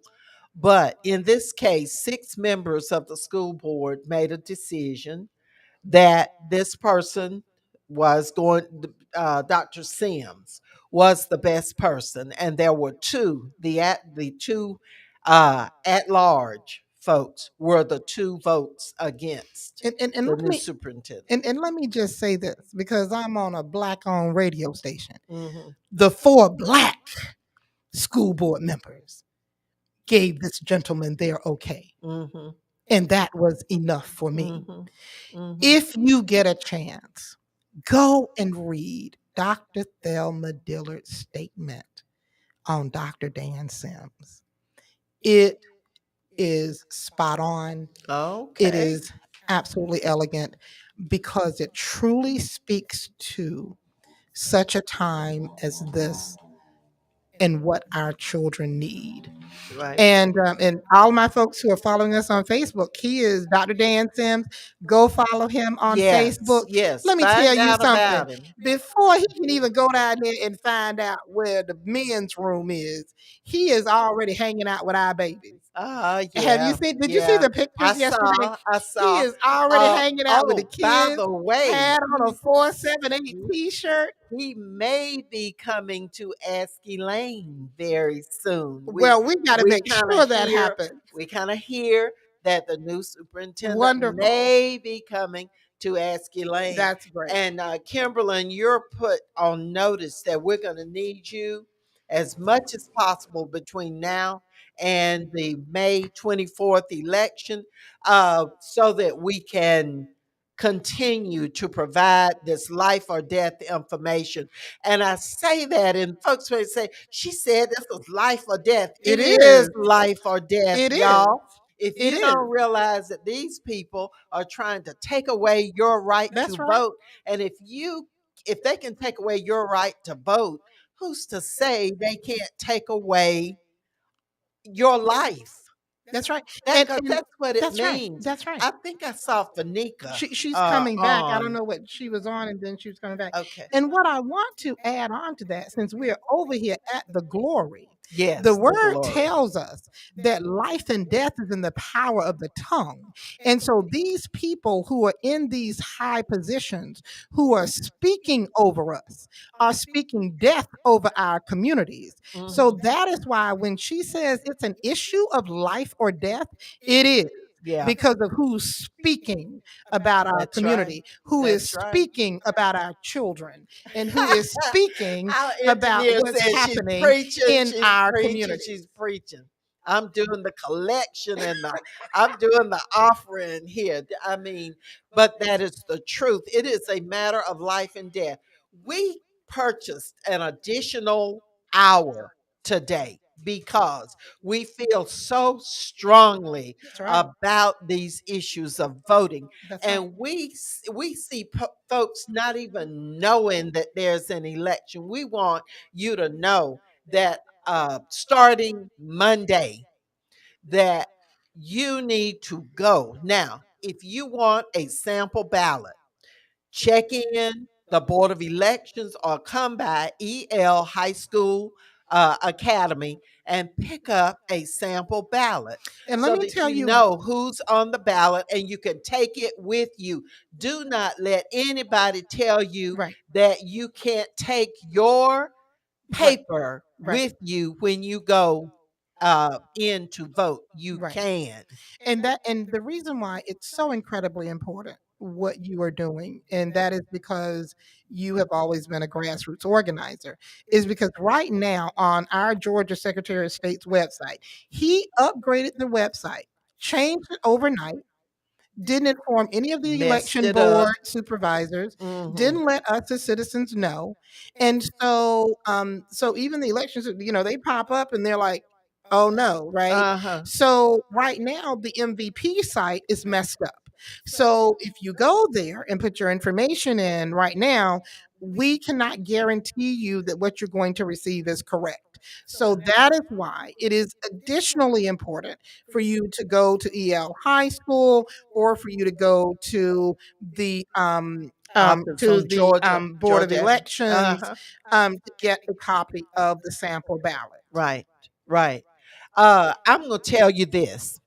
If you're unfamiliar with um the some of the candidates, who's running, whatever, and you need to talk with someone, we have a team of folks who are available to assist you. And let me tell you this, if there's a member of your family that needs some assistance, there is a form that anybody can fill out, sign it, and you can assist. I believe in federal elections there where there are federal candidates up Yes, to 10 people that's right. that That's you right. can assist. So there's no excuse. Don't be afraid. Don't be intimidated by these folks who are trying to take away your right to vote. That's We've right. got your information right here, That's right. and we're ready to share it with you.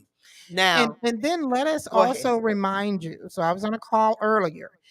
31,351 people in this state have requested their vote by mail ballot. Only 114 people in the whole state have returned their ballots, and they have been vetted and approved. So if you requested to vote by mail, please go ahead as soon as possible and fill out that ballot, and and send Get it it back in. in. It's a matter of life Um and death, y'all. that's right. That's right.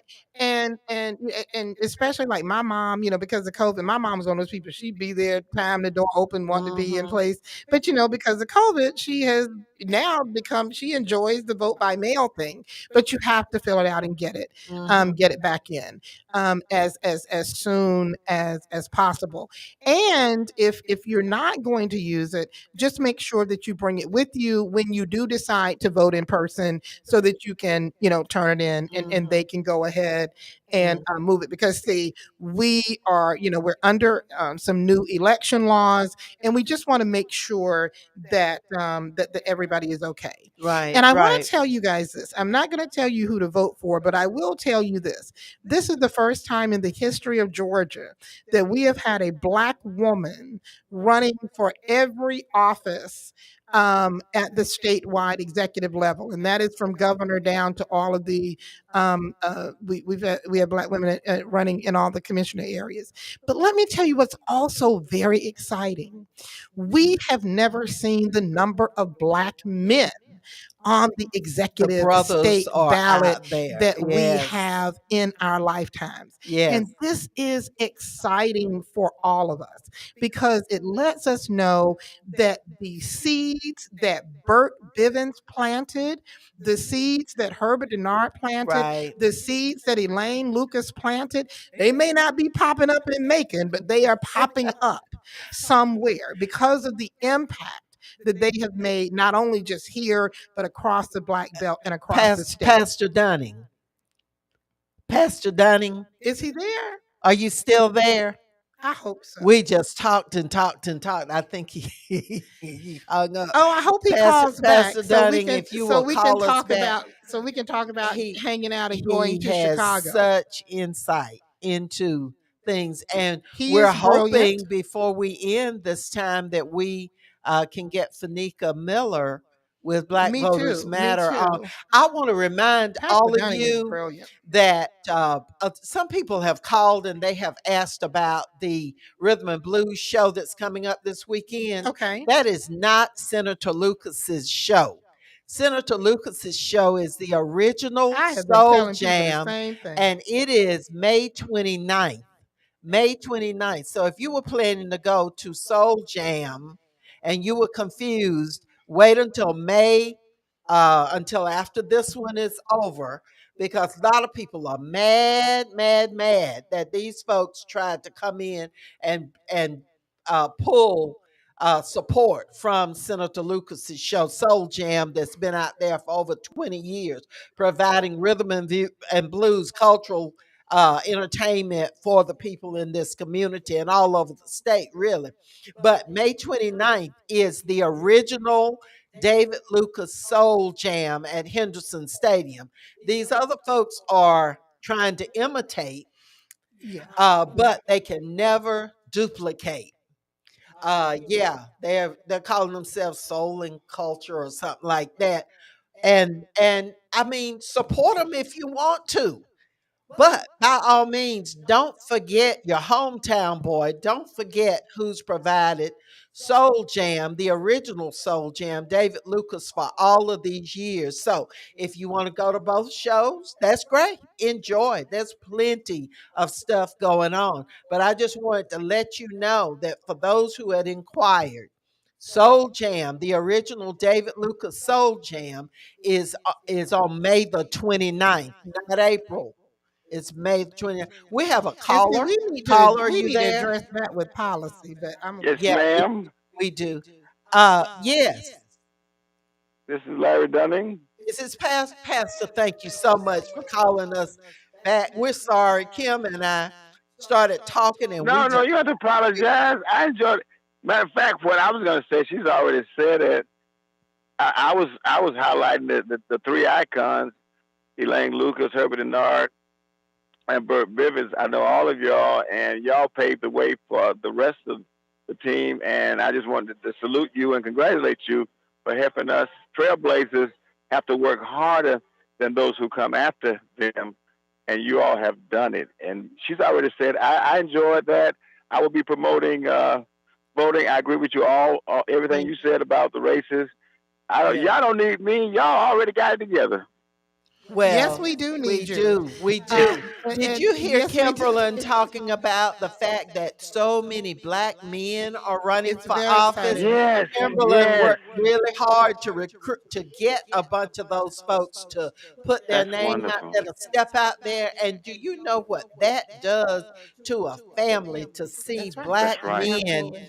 stepping out? Black That's women have right. always been out there, That's but right. to see our men join us That's right. That's in right. running for office to That's right. represent us, because That's right. nobody can represent us That's right. like we can That's right. represent That's right. us. That's right. Pastor Dunning, it's so good to hear your voice. I haven't seen you since we were going to Chicago. Did we finally get Fanika back here? Back There she is. Pastor yeah. Dunning, I Help don't me know if out. you remember us going to Chicago. Wow, that's a long time ago. It was a long time ago. We were taking I your son had to black hair college. then. We were taking Pastor, thank you we so were taking much the for pastor, if you could be Listen, make sure connected to other pastors, and Sunday I is, am, but listen, the Sunday here, before early voting. If you could just from the pulpit, just make sure to remind our people about it, remind them to have their IDs together, we, Mhm. we, but we are also really, definitely our remind church your is folks really to make busy with voter registration. the vote by But mail. give give the commissioner I get your number, and I'll talk to you about it. Okay, Okay, okay, okay. But I'll not get a it. problem. I'll get it commissioner, to you. And remember that they okay, they they they moved the Sunday mandatory voting out. So, and I don't think yes, that we are taking the option here. But what we No, we're want not. But all of there will our, be two yes, Sunday two votes Saturdays, going two Saturdays. coming up to two this one. Saturdays. There'll be two Saturday and two Sunday for Okay, November Right. But votes. So, what we do want our faith leaders to know is that you can do souls to the polls anytime during early voting. You hmm can take your that's right. congregation yeah, before So a nothing Bible and we stops study. will. you. That's right. Souls to the We just polls. need accurate information so we can You pass it just on. call it. You And call commissioner, if it. you help with that, Uh, I get it out there. yeah, yeah. And We if got there's an someone at your underutilized church copier, and I that love you to print anything designate, you need. if there's somebody at your church that you designate, and that's what we're trying to get everybody to designate Yes, ma'am. someone or a team to work with us, and we will provide you as much Right, information, right. resources. We'll come and help. I'm going to be talking to several groups over the next few weeks about organizing to get our folks to the polls, and we will have transportation that we'll be providing. My son Lenny is going to be driving people starting Monday when early voting starts. So Yes. our school We number need it. is available, and all of you know it. It's available. Call us, and if you're ready to go, we're ready to take you. Two locations: the Board of Elections on Pine Honor, and then also the Elaine H. Lucas Senior Center Hmm. in Carolyn Creighton Park. We will be available to take you to either one of those, and we would love to have some churches. Apostle Rosier has said that his church has vans Nice. that are available, and I think we ought to have some folks to provide transportation for each section Hmm. of town. It And would be so good. he was generous enough to do that, and we probably are going to need to provide at least some gas. We can't anyway, Yes. that's another topic. But now, Pastor, we're going to listen to Fanika Miller, who is remote Yes. in Alabama. And we're just so glad to get her in. So you just hang on the line and listen. Fanika, how are you? I'm doing well, Commissioner Lucas, and Great. hello, Fabulous Carter. Thank y'all for having me. Okay, tell us what you need in this. We are calling this extended program today our Life or Death That's Hmm. our Georgia program. Fannie Lou Hamer right there. And so we have got to let people know why this is a life or death situation. Yes, this May primary, we're calling it May Madness, right? One, we Mhm. got a slew of candidates on the ballot, but so many local races will be determined, and local power will be determined by this primary on May 24th, particularly in Bibb County, where we have the water authority elections, That's right. school board We do. elections. Our babies deserve clean water. I'm just leaving a climate conference with our amazing national field director, where we have been steeped into learning and talking about how we speak to our communities about environmental racism and environmental injustices. And so that water authority election is going to be critical to our communities to make sure our babies can drink clean water, that they can have housing communities that is clean, that the air that they breathe is going to be good to go. And we know that Macon-Bibb County has been directly impacted in so many ways by environmental racism and environmental Right, injustices. right. So that is one. And then school board elections. Earlier this year, we check in on our folks at the beginning of every year. We did issue mining phone calls just to listen to the community about what they are concerned about and the issues that are impacting them. Not only did they say education and better jobs and healthcare, I want to move but those over there, school man. board seats are on the ballot.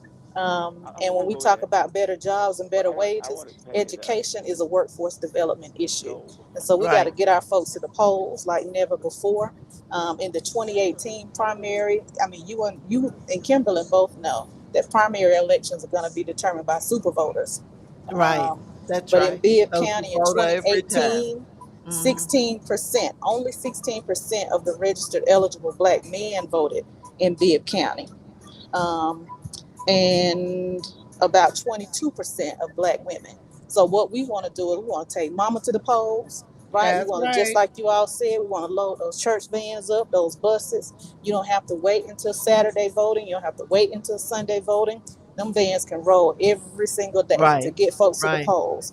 We Right. have to reclaim the power in our communities for ourselves and determine the impact and the future that we want to have for our children. So this is May Madness, y'all. Let's get crunk. Oh, it's May Madness, all right. And we're called life or death. Life or death, because it truly affects our quality of life, whether we vote. When we didn't answer the census, Right. Right. we didn't get as much money in our communities as we could have had, because they allocate funding according to the census. And that's what we were saying. When we don't do what we need to do, we lose. That's right. It's a matter of life or death. There are 25 to 30% of our population that's hungry, that doesn't have the food that they need That's right. to eat. That's life or death when Too many babies people face food starvation. insecure. That's right. Exactly. That's right. So I don't know how else to say it. It's a life or death issue. You're voting. And I want to remind everybody that we're going to pull from those folks who have been very active, Pastor Lisa and all of them in the chat today. And we're going to recognize 10 of those folks by Wonderful. giving them a gift card. I will pull them off of the chat, but 10 people will receive gift cards, compliments of EL High School Academy, compliments of these very fine folks who have been on with us on this special 2-hour edition. And we just want to say thank you. Yeah. For Like the tuning Staples in. singer say, let's do it again, We'll y'all. do it again. We cannot let these people believe that the only reason why we turned out in 2020 or 2021 was about the orange man. Right, It wasn't right. about the orange man. It was about us. That's It was right. about our communities. And that's why we have to expand our electorate and expand our turnout in this primary. We do. We've got something to prove. We've Yes. done it before and we can do it again. You saved democracy for this country. That's right. You did it. And we just need you to come out some more and do it again. Right. Thank you so much for tuning in to Thank this you for special having us, edition Commissioner. of Ask Elaine. Fanika, thank you so very much. You be Traveling careful. mercies, Be careful. Fanika. Kimberlyn, thank you. Thank you to Leave it all over. of our guests today. We will see you again next Wednesday for our regular 1-hour edition of Ask Elaine. So thank you so much. Thank Here again, you. this is your voice, Commissioner Elaine Lucas, thanking you for tuning in to our special edition today. We'll see you again next Wednesday for Ask Elaine.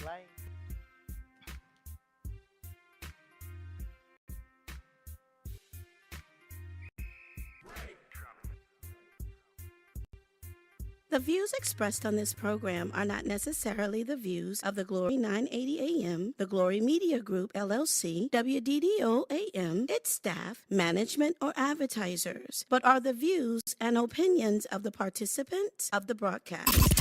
Connecting the community through gospel.